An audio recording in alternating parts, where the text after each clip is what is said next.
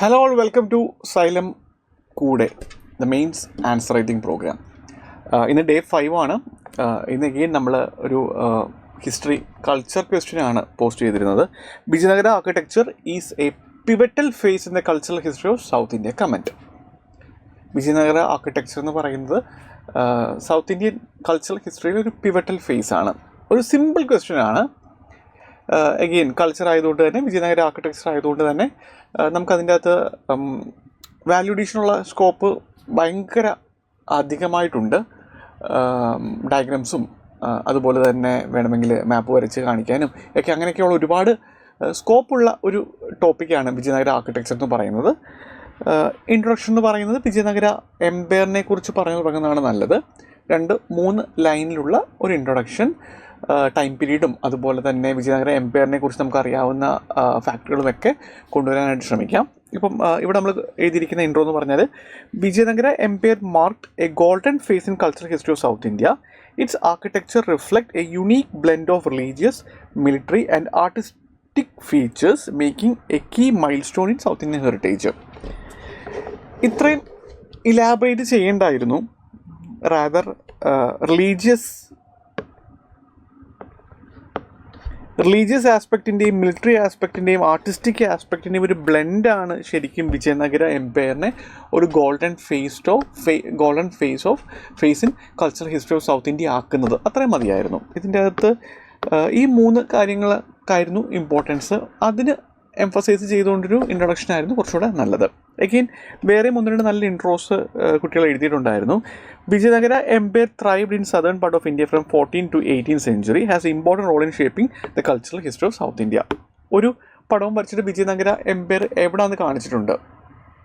വളരെ സിമ്പിളാണ്. ആ ടൈം പീരീഡ് മാത്രമാണ് പറയുന്നത്, അതുപോലെ തന്നെ അത് എവിടെയാണെന്നുള്ളതും കാണിച്ചിരിക്കുന്നു. നല്ലൊരു ഇൻട്രൊഡക്ഷനാണിത്.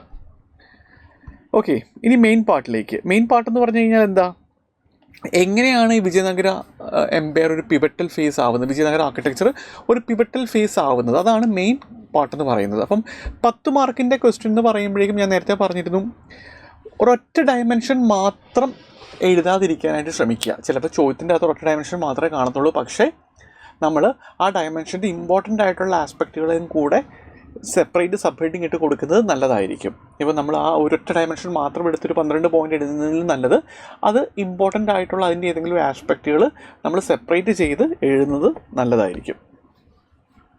അപ്പോൾ അങ്ങനെ എഴുതിയിരിക്കുന്ന ഒരു പാർട്ടാണിത്, വിജയനഗര ആർക്കിടെക്ചറിൻ്റെ ഇമ്പോർട്ടൻ്റ് ആയിട്ടുള്ള ഫീച്ചേഴ്സ്. അങ്ങനെ നോക്കുമ്പോഴേക്കും ടെമ്പിൾ ആർക്കിടെക്ചർ കാണാം, സെക്യുലർ സ്ട്രക്ചേഴ്സ് ഉണ്ട്, മിലിറ്ററി ആൻഡ് അർബൻ പ്ലാനിങ്ങും നമുക്ക് കാണാനായിട്ട് സാധിക്കും. ശരിക്കും ആർക്കിടെക്ചർ എങ്ങനെ പിവറ്റൽ ഫേസ് ആവുന്നു എന്ന് പറയുമ്പോഴേക്കും ആർക്കിടെക്ചറിലെ ഇമ്പോർട്ടൻറ്റ് ഫീച്ചേഴ്സ് 3 നമുക്ക് ഡിലിനേറ്റ് ചെയ്യാൻ പറ്റും എന്ന് പറയുന്നത് അത് ശരിക്കും വളരെ ഇമ്പ്രസീവ് ആയിട്ടുള്ള ഒരു ആസ്പെക്റ്റാണ്. ഓക്കെ, അപ്പം ടെമ്പിൾ ആർക്കിടെക്ചർ എന്ന് പറയുമ്പോഴേക്കും ലാർജ് ഗോപുരംസ്, പില്ലേർഡ് മണ്ഡപാസ്, ഓർണേറ്റഡ് ആയിട്ടുള്ള സ്കൾപ്ചേഴ്സ്, എക്സാമ്പിൾ വിരൂപാക്ഷനും വിതലസ്വാമി ടെമ്പിളും. സെക്യുലർ സ്ട്രക്ചേഴ്സ് എന്ന് പറയുമ്പോഴേക്കും റോയൽ ആയിട്ടുള്ള എൻക്ലോസേഴ്സ് കാണാം, ഡെക്കാൻ സുൽത്താനേറ്റിൻ്റെ ഇൻഫ്ലുവൻസ് കാണാനായിട്ട് സാധിക്കും, example lotus Mahal. Military and urban പ്ലാനിങ്ങിൽ നമുക്ക് കാണാനായിട്ട് സാധിക്കുക, അതിൻ്റെ സവിശേഷതകൾ എന്ന് പറയുന്നത് ഗ്രാനൈറ്റ് കൊണ്ടുള്ള ഫോർട്ടിൻ്റെ വാൾസുകൾ, അതുപോലെ തന്നെ ഓർഗനൈസ്ഡ് ആയിട്ടുള്ള സ്ട്രീറ്റുകൾ, വാട്ടർ മാനേജ്മെൻറ്റ് സിസ്റ്റംസ്, അതേപോലെ തന്നെ എഫിഷ്യൻ്റ് ആയിട്ടുള്ള ഡ്രെയിനേജ് സിസ്റ്റംസ്. വളരെ ഇമ്പ്രസീവ് ആയിട്ടുള്ള ഒരു പാർട്ടാണിത്. ഫീച്ചേഴ്സ് ഓഫ് വിജയനഗര ആർക്കിടെക്ചർ എന്ന് പറഞ്ഞ് ഇങ്ങനെ എഴുതുന്നത് ശരിക്കും എക്സാമിനറിന് ഒരു ഇമ്പ്രഷൻ ഉണ്ടാക്കാനായിട്ട് സാധിക്കും.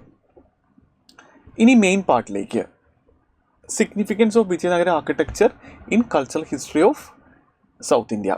അപ്പം ഈ എല്ലാ പാർട്ടും നമ്മൾ ഫോക്കസ് ചെയ്യണം. ഈവൻ സബ് ഹെഡിങ്സ് എഴുതുമ്പോൾ പോലും നമ്മുടെ ആൻസറിൻ്റെ എങ്ങനെ കുറച്ചും കൂടെ ഒരു എഫക്റ്റീവ് ആക്കാം, നമ്മുടെ മാർക്ക് എങ്ങനെ മാക്സിമൈസ് ചെയ്യാം, എക്സാമിനറിന് എങ്ങനെ ആൻസർ കുറച്ചും കൂടെ കൺവീനിയൻ്റ് ആക്കാം, കംഫർട്ടബിൾ ആക്കാം എന്നുള്ളത് നമ്മൾ ആലോചിച്ചുകൊണ്ടിരിക്കണം.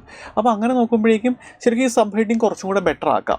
എപ്പോഴും നമ്മൾ സബ് ഹെഡിങ്സ് എഴുതുമ്പോഴേക്കും അത് ക്വസ്റ്റ്യനിൽ നിന്ന് തന്നെ എടുക്കാനായിട്ട് നോക്കുക. എക്സാമിനറിന് ഒരു ഗ്ലാൻസ് ത്രൂ ചെയ്യുമ്പോൾ തന്നെ എല്ലാ പാർട്ടും ഇവിടെ വന്നിട്ടുണ്ട് എന്ന് തോന്നുന്ന രീതിയിൽ ക്വസ്റ്റ്യനിൽ നിന്ന് തന്നെ സബ് ഹെഡിങ്സ് എടുക്കാനായിട്ട് ശ്രമിക്കുക. അപ്പം ഹൗ വിജയനഗര ആർക്കിടെക്ചർ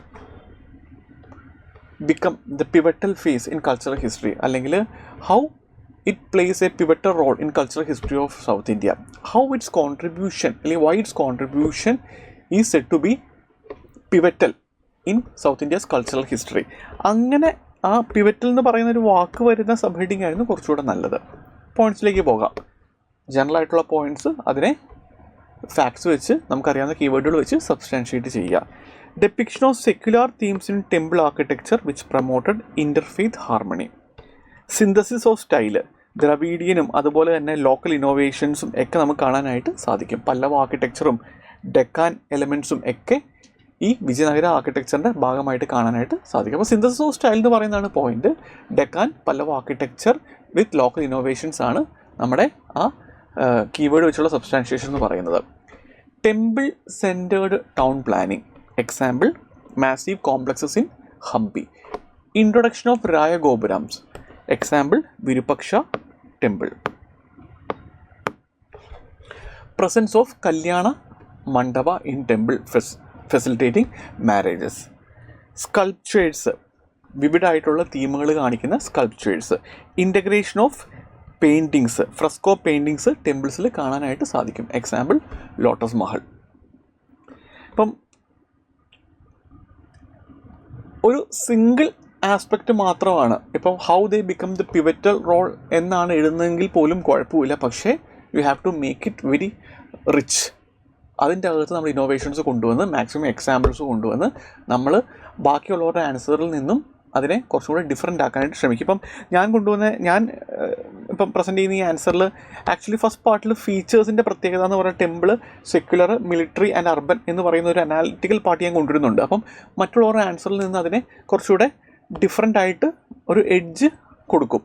അപ്പം അതുപോലെ തന്നെ ഇന്ന് എഴുതിയ കുട്ടികളിൽ ഞാൻ നോക്കിയ ആൻസേഴ്സിൽ ഒരൊറ്റ ഡയമെൻഷൻ മാത്രമേ എഴുതിയിട്ടുള്ളൂ, how are they the pivotal role എന്നുള്ളത്. പക്ഷേ അതിൻ്റെ അകത്ത് മാക്സിമം ഡയഗ്രാംസും കാര്യങ്ങളും ഒക്കെ ഇൻകൾക്കേറ്റ് ചെയ്ത് ഒരു ഡിഫറൻഷിയേഷൻ കൊണ്ടുവന്നൊരു ആൻസറാണിത്. ഇപ്പോൾ രായഗോപുരംസ് എന്ന് പറഞ്ഞിട്ട് ഒരു ചെറുതായിട്ട് അങ്ങനെ ഭയങ്കര എഫേർട്ട് എടുത്തിട്ടൊന്നുമല്ല, പക്ഷേ സ്റ്റിൽ ഗോപുരംസും മണ്ഡപമൊക്കെ കാണിക്കാനായിട്ട് ഭയങ്കര റുഡിമെൻ്ററി ആയിട്ടുള്ളൊരു പിക്ചർ വെച്ചിട്ടുള്ളൊരു ആൻസർ ഉണ്ടായിരുന്നു. അപ്പം നമ്മൾ ഒരൊറ്റ ഡയമെൻഷൻ മാത്രമേ ഇൻക്ലൂഡ് ചെയ്യുന്നു എന്നുണ്ടെങ്കിൽ അതിനെ മാക്സിമം നമ്മൾ റിച്ച് ആക്കാനായിട്ട് ശ്രമിക്കുക, ഡയഗ്രാംസ് കൊണ്ടുവന്ന് അതിനെ ഡിഫറൻഷിയേറ്റ് ചെയ്യാനായിട്ട് ശ്രമിക്കുക. ഓക്കെ, കൺക്ലൂഷൻ എന്തായിരിക്കും? ഒരു ഹയർ അനാലിസിസ്. ഇവിടുത്തെ കൺക്ലൂഷൻ എന്ന് പറയുന്നത് Thus, Vijayanagara architecture represents a cultural high point of South Indian art and architecture which later influenced the Nayaka cultures. അപ്പം പിന്നീട് വന്ന നായകാസിനെ പോലും ഇൻഫ്ലുവൻസ് ചെയ്തിട്ടുള്ള ഒരു കൾച്ചറൽ ഹൈ പോയിൻ്റാണ് നമുക്ക് ഇവിടെ കാണാനായിട്ട് സാധിക്കുന്നതെന്നുള്ളത്. ഇപ്പം വേറെയും നല്ല കൺക്ലൂഷൻസ് ഉണ്ടായിരുന്നു. ഇപ്പം ഹംപി പോലെ യുനെസ്കോ ഹെറിറ്റേജിൻ്റെ പോലും ഭാഗമാകാൻ പറ്റുന്ന രീതിയിലുള്ള ഒരു റിച്ച് കൾച്ചറാണ് വിജയനഗര ആർക്കിടെക്ചർ കൊണ്ടുവന്നത്. അങ്ങനെയൊക്കെയുള്ള എക്സാമ്പിളുകളും കൺക്ലൂഷൻസും കുട്ടികൾ എഴുതിയിരുന്നു. ഓക്കെ, അപ്പം കൺക്ലൂഷൻ എന്ന് പറയുന്നത് ഇപ്പോൾ ഒരു ഹയർ അനാലിസിസ്, കണ്ടംപററി ആസ്പെക്റ്റുകൾ ഒക്കെ കൊണ്ടുവന്ന് എക്സാമിനറിന് ഒരു എക്സ്ട്രാ മാർക്ക് തരാൻ തോന്നുന്ന രീതിയിലായിരിക്കണം എഴുതേണ്ടത്. അപ്പം ഇവിടെ പിന്നീട് വന്ന നായകാസിൻ്റെ കാര്യം മെൻഷൻ ചെയ്തിരുന്നു. അതല്ലാതെ ഈ പറഞ്ഞ പോലെ ഹംപിയുടെ കാര്യം, യുനെസ്കോ കൾച്ചറൽ ഹെറിറ്റേജിൻ്റെ കാര്യമൊക്കെ നമുക്ക് കൺക്ലൂഷനിൽ മെൻഷൻ ചെയ്യാം. ഓക്കെ, ഇപ്പം ഒരുപാട് പേര് ആൻസർ എഴുതുന്നു എന്നുള്ളത് കൊണ്ട് തന്നെ നമുക്ക് എല്ലാവരുടെയും പേപ്പർ കറക്റ്റ് ചെയ്യാനായിട്ട് പറ്റുന്നില്ല. അതുകൊണ്ടാണ് നമ്മൾ ഈ ഒരു ആൻസർ ലൈവായിട്ട് അനലൈസ് ചെയ്യുന്ന ഈ മോഡൽ ആൻസർ നിങ്ങൾക്ക് വേണ്ടി ഇവിടെ ചെയ്യുന്നത്. ഇപ്പം ഒരു സെക്കൻഡ് ഒപ്പീനിയൻ വേണം, ഇല്ലെങ്കിൽ ഈ മോഡൽ ആൻസർ വായിച്ചിട്ടും ഒരു സാറ്റിസ്ഫാക്ഷൻ വരുന്നില്ല, ഒരു റിവ്യൂ വേണം എന്നുള്ളവർ they can directly send the answer to me. Okay,